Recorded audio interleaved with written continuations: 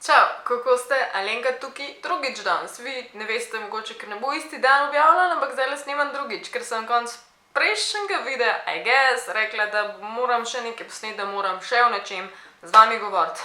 Po prvič povedan, nimam niti približno definiran, kaj to bo. Pa preden koga kap ali pa misel, da sem mutirala, nisem, samo imam noter leže iz moje leče.si, top view, fresh green. Mogoče bom malo več žmigala, dokler se jih ne navadim. Ok, kje naj sploh začnem? Ta video sta sprožile dve stvari. Tri stvari. Takih stvari nima smisla, nima nobenega smisla skrivati. Če nas bo kdorkoli na temu YouTubeu, Instagramu, kjerkoli upal drzniti imenovati influencerji, dajmo biti influencerji, kakor se zagre in govoriti o vsem od A do Ž. Zgodbica, kaj in kako se je zgodil. Z Žigem, kot veste, sva se pred kratkim preselila, pred kratkim je aka en mesec, da si nekje en mesec in se postavljaš na noge. O tem, koliko smo mi youtuberji bogati, bom pa govorila, ampak da se postavljaš na noge in da se zjutraj zbudiš, ker si lih doboreden šiht, moram potrkati na les. Hvala Bogu, ful dobro, ful sem vesela, ker nisem vedela, da se mi tako hitro to zgodilo v življenju, ker danes to ni samoumevno. Ampak ostane zjutraj, hočeš ta prvi mesec ful dobro spela, da se izkažeš, prideš dol, hodiš čez parkirišče, gor dol, levo, desno. Razmišljaš, a sem jaz blesel, potem začneš razmišljati, nisem blesel, verjetno sem toliko zaspan, da ne najdem lastnega avta. Ampak po časoma dojamiš, da je res čuden, da ga ni, kličem Žiga, kje smo mi dva avto pustila, tole je weird. On je šel zjutraj na šiht že pred 5 zjutraj, se mi zdi, ker ima neko obveznost. In reče, ne, avta niso premikala, a ga ni tam? Ne, ni ga. V redu, poklič policijo, poklič na šiht, se slišva.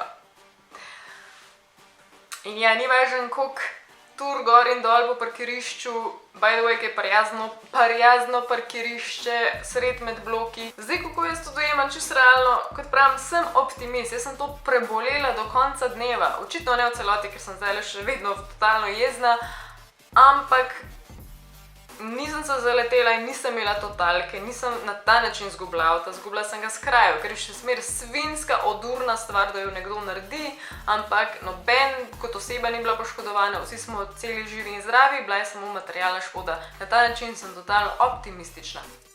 Če grem še malo nazaj po kraj, avta sledi itak. Kličeš policijo, policija pride tja. Od začetka, kakor jaz sem opazila in dojela, ker se ne čudim, ker se dogaja tudi njim marsikaj, ampak so nezaupljivi, ker še ne vejo, ali imaš ti avto zavarovan in samo želiš dobiti nek znesek nazaj in si ti avto sam nekam skril, ali pa ti ga dejansko nekdo ukradel.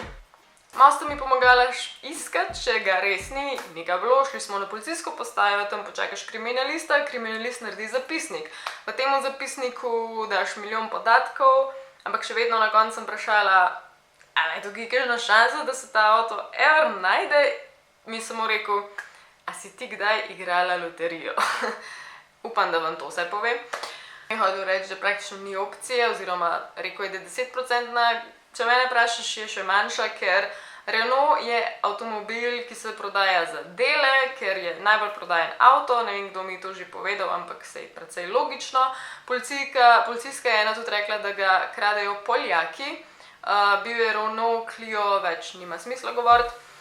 Je pa še ta stvar, da ko sem bila tam, sem slišala od receptorke sprav na policiji v Ljubljani, da se je to noč toliko dogajalo, da sem bila jaz že ena izmed 3, takrat do, ne vem, 10 ure zjutraj, tako da sklepam, da nas je bilo še več. Druga stvar pa je, da sem zvedela, da so identičen avto, kot je moj, ukradli še nekomu, kaj tja prišel s kirco. Tako da ja, brez avta, in ja. Očitno so imeli pohod na klevete. Najbolj grozljivo pri tem je, da so te kreteni očitno nas opazovali že prej, torej, da vejo, katero avto imaš, da vejo, kdaj kam hodiš, kdaj se vračaš, kdaj ga ukrast. Ravno da ne dolgovezam več, avto je bil zavarovan, ampak niti približno se te stroški potem ne pokrijejo, tako kot bi. Nikdar ne dobiš tega nazaj, ker si dol, pa tukaj še zmer govorim o veliki razliki, ki je boleča razlika. Tukaj pa hočem začeti govoriti o drugi pomembni stvari, ki je to, da še vedno se mi zdi, da vi niti približno nimate ta pravega občutka, kaj pomeni biti youtuber, kaj pomeni biti influencer, kaj vse se dogaja, kaj so dejansko dobre in kaj so slabe plati. Stvar, ki jo želim omeniti, eni youtuberi, eni, ki se ukvarjamo z YouTubem, ki imamo, ne vem, 10 in več tisoč naročnikov, 15 tisoč, 20 tisoč, ne vem, 50 tisoč jih ima kdo v Sloveniji. Eni so bolj sposobni, eni se bojo izborili nek denar od podjetij, drugi bodo računali vsako stvar, ki jo bojo naredili. To je zase, jaz preprosto ne vem, kdo pri nas to počne, kdo ne. Nekateri so ful sposobni, lepa afna je sposobna si biznis narediti in služiti, spet drugi nismo taki, da bomo prosjačali podjetja non-stop. Jaz zdaj vem, kako to zgleda, ker delam v podjetju, ker sem v stiku z influencerji in vem, koliko influencerji dejansko pišejo podjetjem. Jaz osebno tega nisem naredila niti enkrat. Ne povem, da ne govorim, da ne bom, ker mogoče bom kdaj res želela eno stvar imeti samo zastonj ali kakorkoli že. Ampak nikdar zdaj nisem prosila podjetje, dajte mi poslati to pa to, če se da, kerkoli jaz tega ne počnem. Torej, moram služiti na drug način. Zaradi tega razloga sem si tudi našla reden job, kar pomeni redno delo vsak dan 8 ur od 7 pa do 3 ali pa od 8 pa do 4, kakorkoli si že narediš. In kar je najbolj boleče v tem primeru je, da si ti izdelavec, ki pridno in legalno služiš, vsak dan se zbujaš, delaš prihranke, da boš plačal stanovanje, da boš plačal bencin za avto, še to poln tank je imel. In potem pride nekdo, kaj svina po domač povedan, ki se ni sposoben drugače preživljati in ti ukrade tisto, za kar si ti lagal. Ker je že logično po mojem, da nekdo, ki ima tak avto, ki ni lih za 20 tisoč plus evrov, da ne moreš biti pretirano bogat. V točki bi rada rekla, da vas obožujem, da ste izjemna podpora, ampak da si izredno želim od vas razumeti, to mora biti oboje stransko, koliko mi truda vložimo v te videe. Torej, jaz vse, kar zaslužim tukaj je AdSense, torej z reklamami na videih, kar je približno v mojem primeru na 2 meseca 70 evrov, kaj tacga, ali je mogoče že več, pa vedno bo več, ampak še vedno to ni nič. Torej, normalen človek, če želi preživeti mesec, bo rabil, odvisen, kje živiš in kaj delaš, ampak že samo za hrano boš dal toliko za en teden, recimo, sploh za 2 osebi. Torej, to se nanaša na tiste, ki mi iz dneva v dan pišejo, kdaj bo video. Niti ne, prosim, a bo kmalu nov video, ko me čakam, obožujem jih, ne, samo kdaj bo video. Objavim video, istočasno dobim sporočil, kdaj bo nasleden. Take stvari, ker, kaj pa ona beseda, prosim. Recimo, če pomislim, da bi vsi moji followerji tukaj, ker vas je že skoraj 15 tisoč, jaz to delam za ston, ampak če bi vsak izmed vas prispel 1 evro, ker vem, da se nikdar ne bo zgodil in ne zahtevam tega niti približno, ker vi ste sem prišli za ston, da boste za ston gledali, ne moram tega nikdar pričakovati, to je logično, ampak če bi vsak izmed vas dal 1 evro prispeval zato, ker za ston gleda moje videoposnetke, bi imela jaz zdajle izredno soliden nov avto, ki si ga drugače ne moram privoščiti. In meni osebno je jasno, da svet ni fair, zato sem tudi še vedno optimist, ker pričakujem, da svet ne bo fair, ker vem, da se mi bo še milijon tisoč slabih stvari zgodili in sem lahko samo iskreno srečna, da smo zdravi, da sem zdrava, da mi nič hudega ni, ampak ne zdi se mi pa fair, da imamo influencerji tako enosmerno dejavnost, samo tisto, glejte naše produkte, glejte kaj dobrega imam, glejte kakšne giveaway imam. Ne, želim, da se tudi vi, ki gledate nas, da se zavedate, sploh zdaj, ko imam več ogledov, rajš to povem. Za nas video, sploh kvaliteten video za narediti in zmontirati in sploh imeti laptop, sploh imeti programe, da lahko montiraš, sploh imeti ideje in vso motivacijo, to vzame pa ne ure, dneve. Tako da sploh za ljudi, ki smo tako zaposleni, kot sem zdaj jaz, je to pomeni, da si ves prosti čas, ker ga ima, si ga trgaš za te videe.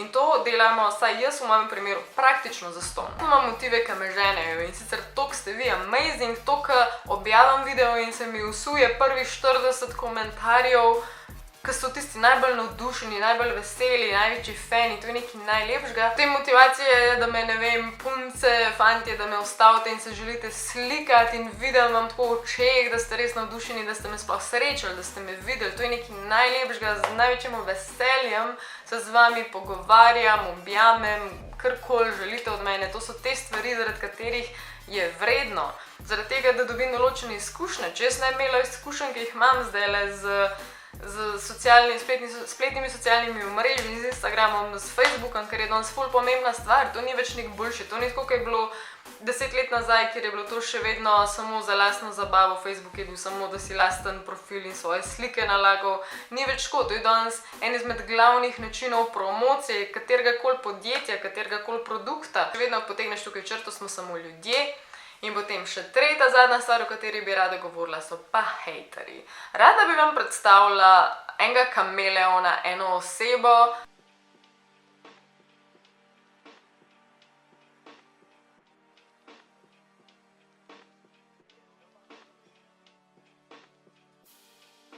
Napada zadnje čase mene in še ful drugih, ker smo slučajno to pač ne moreš faliti, ker je preveč očitna.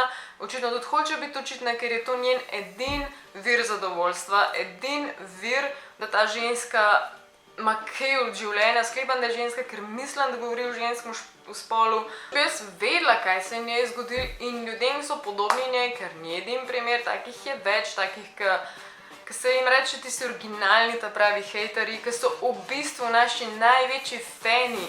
Oni preden dajo od sebe neki, da ti nekaj grdega napišejo, se takole tresajo, ker edina stvar, ki jih napolne z nečim, ki rečejo, da ga osreč, da reče, zdaj sem ga pa spluval, zdaj sem pa nekaj najgržega mu napisal, zdaj sem se pa nehal tresel. Njihova droga, edina stvar, zaradi katere živijo. Verjetno so taki ljudje brezposelni, brez življenja, brez kogarkoli, da bi ga stisnili zvečer. Verjetno nimajo ene druge sreče v življenju, ker če imaš toliko časa vlagati v druge ljudi in se pretvarja, da jih ne maraš.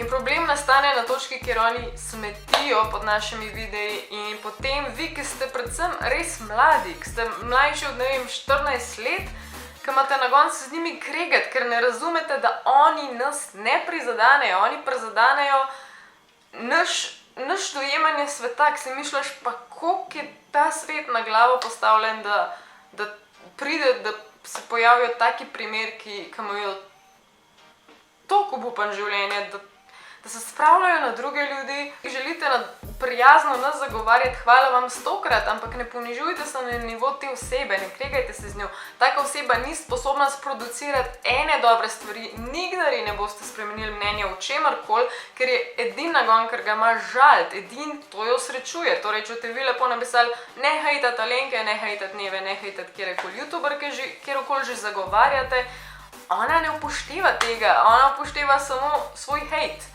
Se pravi, ne se spustiti na ta nivo, ker te potegnejo na svoj nivo, ker so nesposobni boljše komunikacije, ker to mora biti ali tudi zelo neumni ljudje, očitno, ker eni res ne znajo govoriti, so te videli, verjetno še po tem videu bo en kup njenega kreganja, ker dejansko ni sposobna sproducirati konstruktivnih besed in odgovora, samo kletvico za kletvico.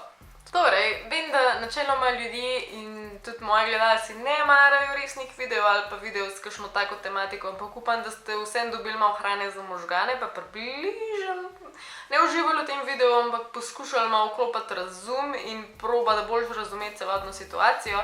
Če ste, hvala vam in to spoštujem iskreno, res iz srca, če ste probali razumeti, če probate razumeti, če probate nekako videti, kako vse poteka. Jaz sem Alenka, se vidimo naslednjič. Aj, čau!